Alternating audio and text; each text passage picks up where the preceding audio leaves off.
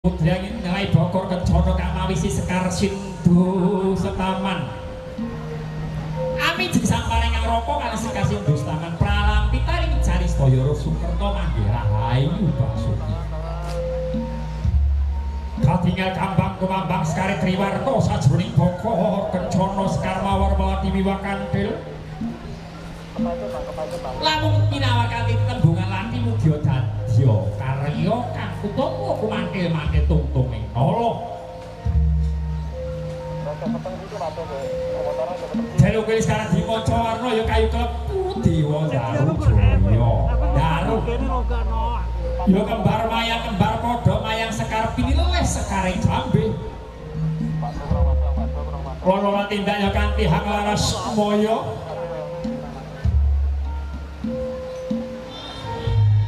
Oh